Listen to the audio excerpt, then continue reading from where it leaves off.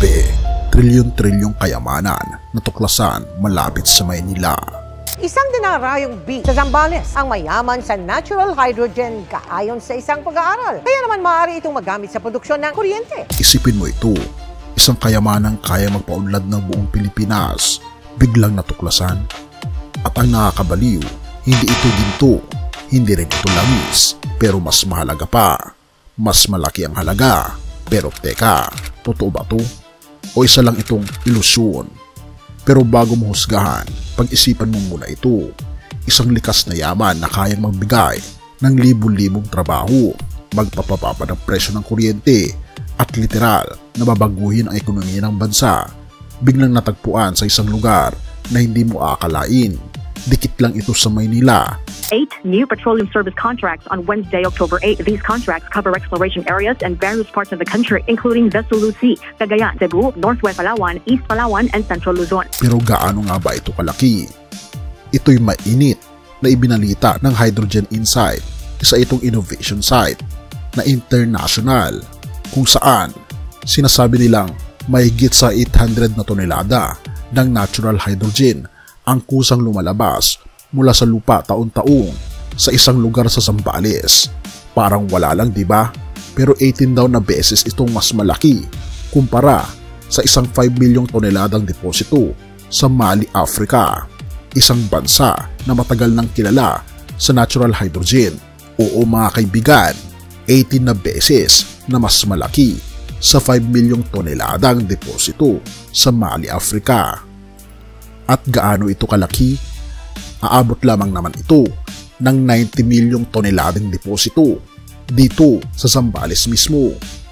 Kung sa Mali nga, ang tagal nilang inaral yun, pero sa atin, bigla na lang lumitaw ang isa sa pinakamalaking tagong yaman ng bansa. Pero teka, ano nga ba itong natural hydrogen at bakit ito mahalaga? Simple lang, ang hydrogen ang susi sa malinis na enerhiya. Isipin mo kung paano natin ito magagamit sa kuryente, sasakyan, at industriya ng walang polusyon. Ang ganitong kayamanan ay hindi basta-basta dahil ang presyo nito sa pandaigdigang merkado ay umaabot, kaibigan, sa trilyong-trilyong halaga. Oo mga kaibigan, trilyon-trilyon. Ang 8 bagong service contracts ay inaasahang magdadala ng nasa $207 million o 12 billion pesos na halaga ng investments sa loob ng 7 taon. Pero hindi lang ito haka-haka.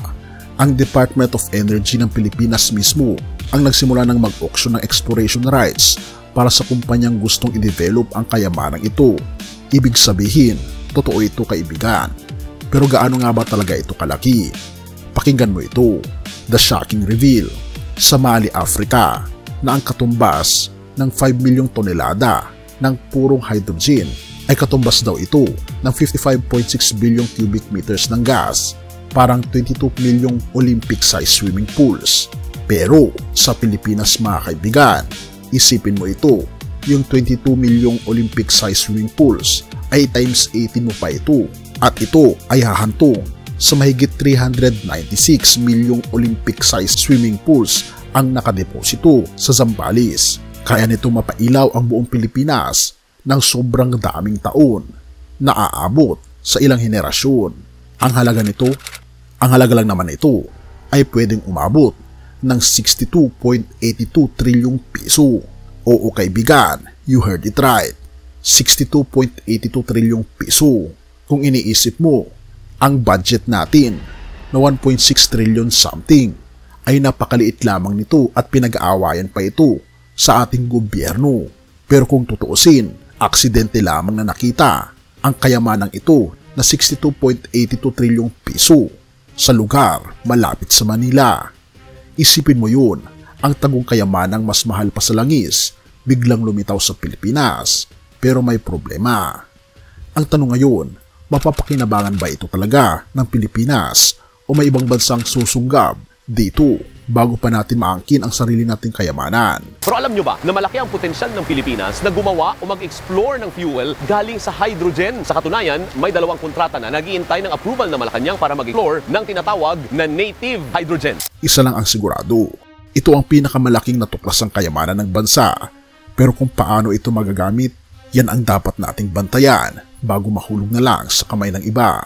Pero naniniwala ako, ang ating Pangulo at ang Department of Energy ay may malaking plano patungkol sa bagay na ito at ipanalangin natin na ang Pilipino mismo, tayo, ang unang makikinabang dito. Purihin ang ating Panginoon Diyos. Mateo 6 verse 19 to 21.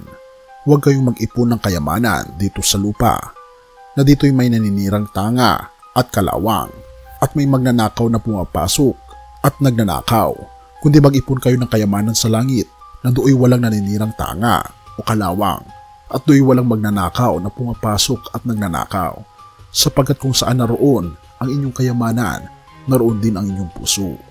Grabe.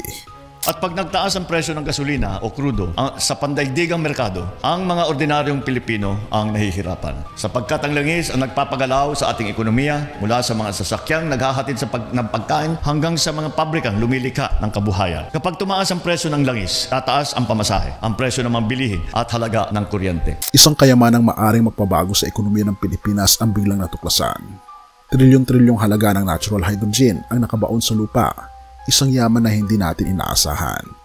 Pero habang ang mundo ay natutok sa kayamanang ito, tayo naman ay dapat tumutok sa tunay na kayamanan na walang katapusan. Ang kayamanang matatagpuan lamang sa ating Panginoon Jesucristo na masigit pa sa anumang kayamanan sa mundo. Ang hydrogen ay maaaring magbigay ng enerhiya sa mga tahanan, industriya at sasakyan. Ngunit ang ating Panginoon Jesus lamang ang makapagbibigay ng ilaw sa ating mga puso at kaluluwa. Maaring magpayaman ang bansang makakakuha ng kayamanang ito. Pero gaano man karami ang ating material na kayamanan, hindi ito mayahambing sa yaman ng buhay na walang hanggan na ibinibigay ng ating Panginoong Jesus. Kaya ang tanong, ano ba talaga ang hinahanap mo? Yaman ng mundo o yaman ng langit? Ang yaman sa mundo, mawawala. Enerhiya sa lupa, mauubos. Pero ang yaman sa piling ng ating Panginoong Jesus, hindi kailanman masisira, hindi mawawala, at walang sinuman ang makakaagaw. Purihin ang ating Panginoong Diyos. Kaya ito ang challenge. Habang ang mundo ay abala sa paghanap ng kayamanan sa lupa, ikaw naman mag-invest sa iyong pananampalataya, kaibigan. Magbasa ng salita ng ating Panginoong Diyos, magdasal, at ipamahagi ang mabubuting balita sa iba. Dahil ang tunay na kayamanan ay hindi nasa ilalim ng lupa, kundi nasa kalangitan ng ating Panginoong Jesus.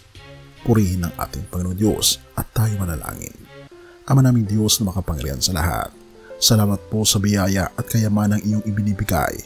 Ngunit higit sa lahat, nais namin ituon ang aming mga mata sa iyo, sa aming Panginoon Jesus, ang tunay na kayamanan.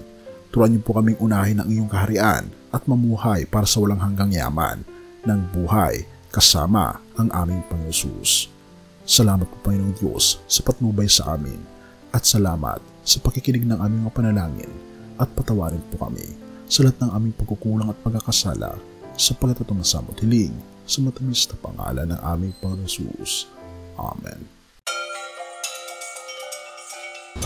Bago natin ipagpatuloy, kaibigan, siya nga pala ang Great Controversy, na isa sa mga pinaka-kontrobersyal na libro dahil tumutukoy ito sa mga propesiya sa libro ng Daniel at Revelation na nagaganap na sa panahon natin ngayon. Bago ang pagdating ng ating Panginoong Diyos ay pinamimigay na namin ng libre sa pamamagitan ng PDF. At ito ay nasa limited lamang na panahon, kaya i-click mo sa description sa baba upang ma-avail mo, kaibigan, ang napaka-importanteng libro ito na magbubukas sa iyo sa mas maliwanag mong hinaharap. Purihin ang ating Panginoong Diyos at tayo magpatuloy.